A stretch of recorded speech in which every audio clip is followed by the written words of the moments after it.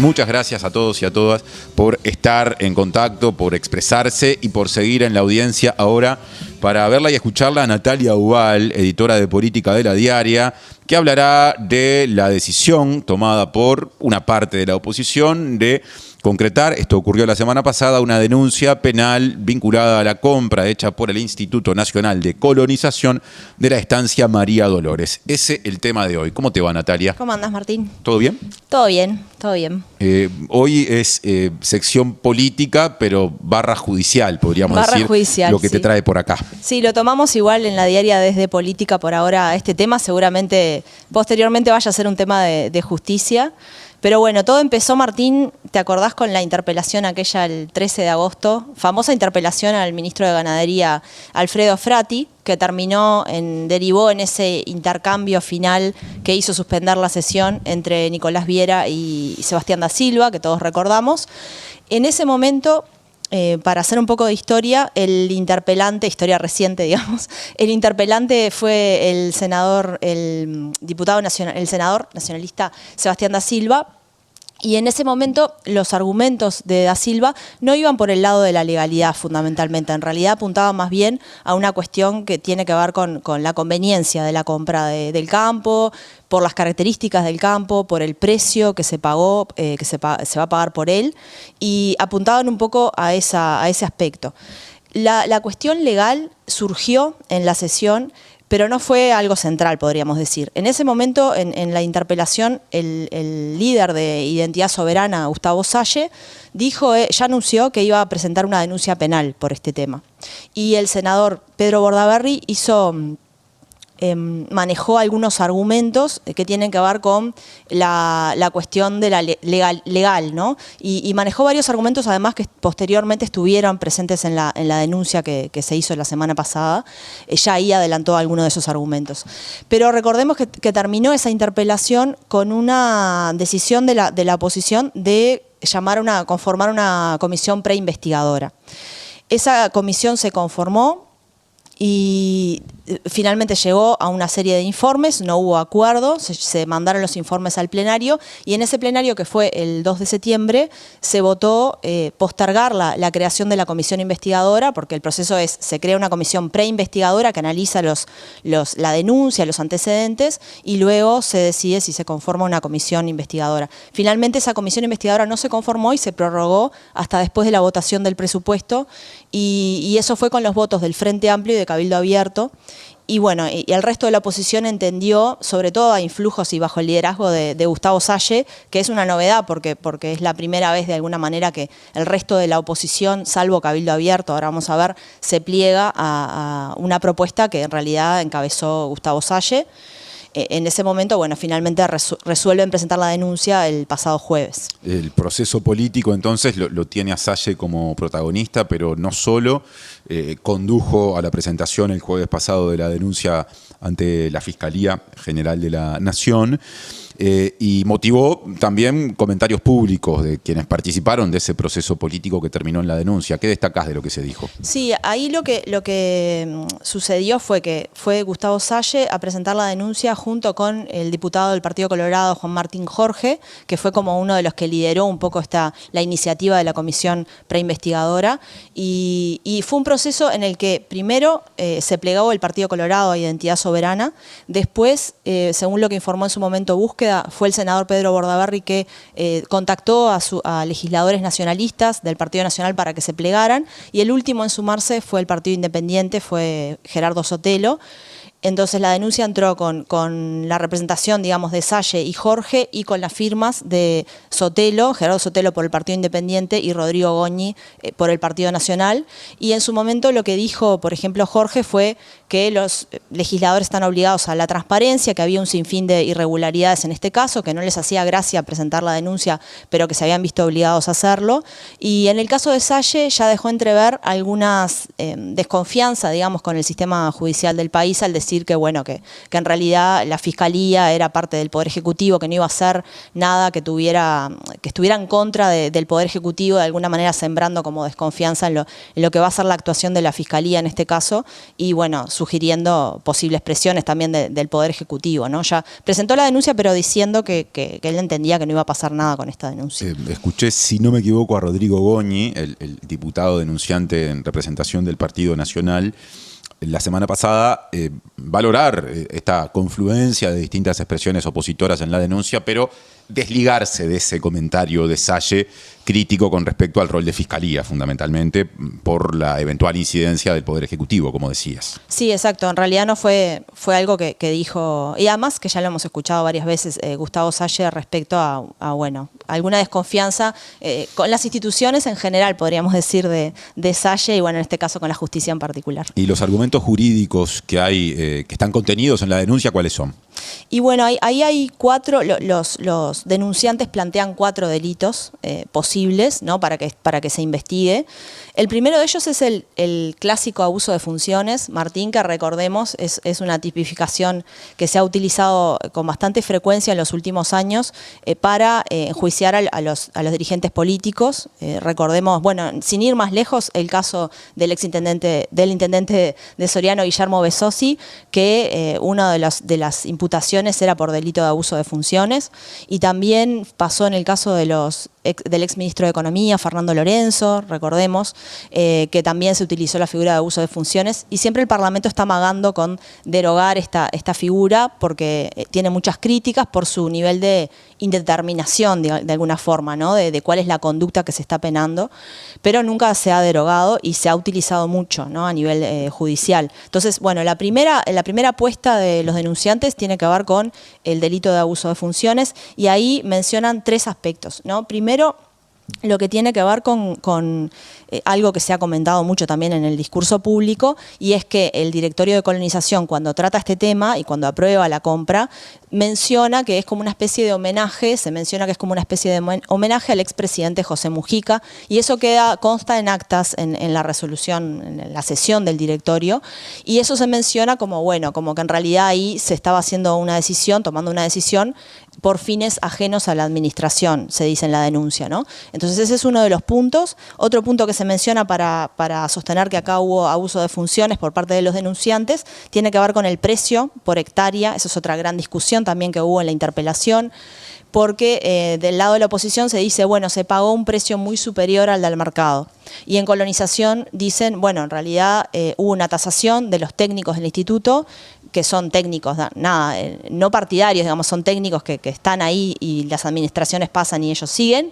Y bueno, ahí se tasó ese campo y la tasación estuvo apenas un poco por debajo de lo que finalmente se terminó pagando, se va a terminar pagando. Y además el acuerdo entre privados previo, recordemos que este campo ya había un privado interesado en comprarlo, también tenía un precio similar. Entonces, eso es un poco la argumentación de colonización. Y después un tercer punto por el cual sostienen que hubo abuso de funciones, tiene que ver con que la directora de colonización, Karina Henderson, ellos entienden, y también el expresidente Eduardo Viera, de colonización, que recordemos que tuvo que renunciar, ellos dos sostienen la oposición, inhabilitados para tomar la decisión porque son colonos y por el artículo 200 de la Constitución entiende la oposición que no deberían haber tomado esa decisión. Todo eso solamente por abuso de funciones, pero después hay 3 delitos más, Martín, que se mencionan. El segundo delito es el fraude, y sostienen que hubo fraude porque no se tomó la decisión con las mayorías necesarias en el directorio. Se tomó con una mayoría de 3 votos en su momento, y la oposición sostiene que se precisan 4 votos. Acá la discusión, creo que ya lo hemos comentado otras veces. El tipo de compra. Es el tipo de compra, porque colonización dice, bueno, esto es un ejercicio del derecho de preferencia que tiene colonización por el artículo 35 de la ley de colonización, que establece que si hay un negocio entre privados y se pacta un precio, le tienen que ofrecer el campo, si tiene determinadas características el campo, se tiene que ofrecer a colonización, y colonización toma la opción de comprarlo. que fue lo que hizo en este caso. Sostiene Colonización. Y la oposición dice, no, esto fue una compra directa y precisaría una mayoría especial de 4 votos. Una cosa es la compra preferencial y otra la compra directa. Ahí está la cuestión de cuántos votos se precisan según sea una u otra y esta discusión abierta. Sí, Colonización tiene informes jurídicos que respaldan de alguna forma su postura en este punto, pero bueno, esa es otra de los delitos que se plantean por parte de los denunciantes. El tercero es la falsificación ideológica, y esto tiene que ver con que se hizo un informe técnico. La oposición dice que el informe técnico para sustentar la resolución de la compra se hizo a posteriori de la resolución de la compra y se adjuntó 2 días después, pero con fecha antedatada anterior a la resolución. Entonces sostienen que acá hubo una falsificación de documentos, falsificación ideológica, y bueno, sostienen que debería enjuiciarse o investigarse eso. ¿El oficialismo dice algo con respecto a ese punto en particular? ¿Hay algún elemento de defensa del No, como gobierno? una cuestión burocrática se ha planteado del trámite, que en realidad el informe ya estaba pronto, que fue un olvido de adjuntarlo. Por el lado más burocrático en realidad se plantea, por lo que he oído. Y después no sé si hay otra argumentación que esa. Y después el delito de conjunción del interés público con el privado, que eso apunta a la condición de colonos del expresidente Viera y de la directora Karina Henderson, y sostienen que en realidad, recordemos igualmente que en este caso no se estaba comprando un campo que fuera para, por las dudas, ¿no? Que fuera para los integrantes del directorio de colonización. Ellos tienen su campo y este era un campo que no tenía nada que ver con los campos que tienen ellos, pero de todos modos se entiende la oposición que aquí hay como una especie de conjunción del interés público con el privado y que debería investigarse eso también. Esos son un poco, Martín, los argumentos jurídicos que se plantearon. O sea que, recapitulando, la denuncia que se presentó por la presunta comisión, digamos, de 4 delitos que acabas de describir y que reacción generó tanto a nivel de las autoridades del Instituto Nacional de Colonización como en un sentido más amplio del oficialismo, o sea, del Frente Amplio. Bueno, ahí salió Fernando Pereira, el presidente del Frente Amplio, a decir primero que estamos ante una judicialización de la política, que en realidad están de alguna forma distorsionando el funcionamiento de la justicia con asuntos de política menor, dijo. Y además también habló de que el Frente Amplio estaba cumpliendo con su programa, comprando hectáreas para el Instituto de Colonización, que fue uno de los objetivos y de los compromisos programáticos. Y también dijo que había un pensamiento conservador, él lo ubicó en el Partido Nacional. Recordemos, no sé si lo llegamos a decir, que fueron los 4 partidos de la oposición menos Cabildo Abierto los que presentaron la denuncia penal, pero bueno, Fernando Pereira hizo hincapié en que el Partido Nacional tenía una mentalidad conservadora y que entendía que había ciertos campos que eran para una clase social y que los productores de menores recursos no podían acceder a ellos. Y en una línea medio parecida fue el presidente del Instituto de Colonización, Alejandro Henry, que consultado por La Diaria ese mismo día que se anunciaba la presentación de la denuncia, Alejandro Henry dijo que le causaba mucha tristeza que hubiera un conjunto de políticos en Uruguay que entendieran que ayudar a los pobres era un delito, ¿no? Y eso generó algunas respuestas en ocasión de la presentación de la denuncia por parte de Jorge Isalle, que fue al día siguiente de esas declaraciones que le hizo La Diaria a Henry, y ahí Jorge dijo que era populista lo que había dicho Henry, y en el caso de Isalle dijo que le hubiera gustado que tuviera ese mismo temperamento el Frente Amplio cuando entregó la patria a una corporación foránea en referencia a UPM, y bueno, un poco por ese lado fueron las respuestas de los denunciantes a las declaraciones del oficialismo. Para cerrar, Natalia, recordemos que se postergó formalmente hasta diciembre, vos lo decías hace un rato, la discusión en la Cámara de Representantes con respecto a si se crea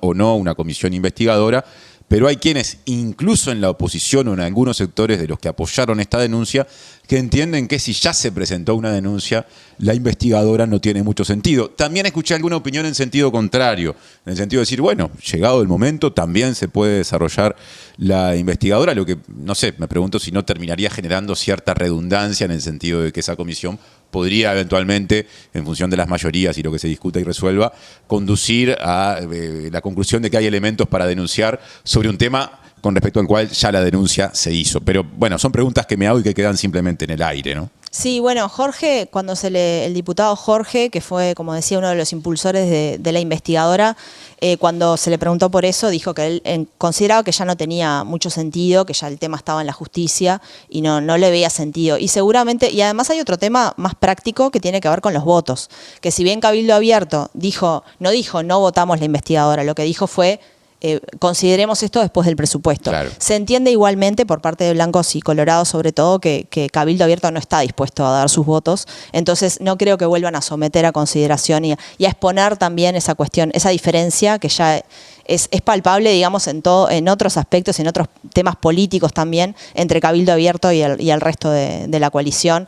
Ayer estaba en un programa de televisión y un legislador del Partido Nacional, estaba Perrone, el diputado de Cabildo Abierto, y un legislador del Partido Nacional le decía, bueno, vos cuando formabas parte de la coalición, ¿no? Ya tomándole el pelo que ya no era parte de la coalición, pero parece bastante claro que Cabildo Abierto está actuando de manera autónoma, ¿no? Y bueno, y seguramente esto no se vuelve a poner a consideración. Ese programa al que te referís, del que participás todos los domingos, es Séptimo Día. El Séptimo Día. Que se emite en Canal 12. No quería hacerle publicidad. No, pero por favor, acá se menciona la fuente siempre.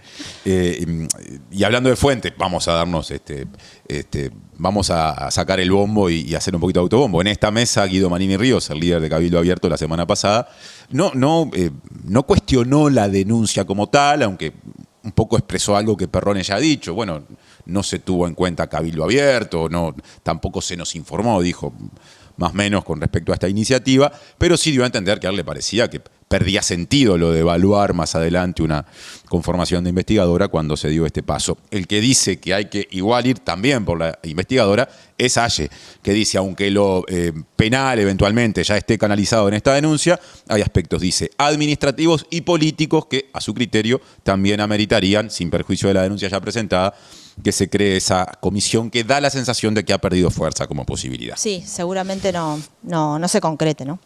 Natalia, bueno, te esperamos por acá el lunes que viene con otros temas que surjan, y este tema va a estar presente en algún momento cuando a nivel del sistema judicial haya algún tipo de decisión con respecto a esto, ¿no? Si se avanzan investigaciones, si se archiva.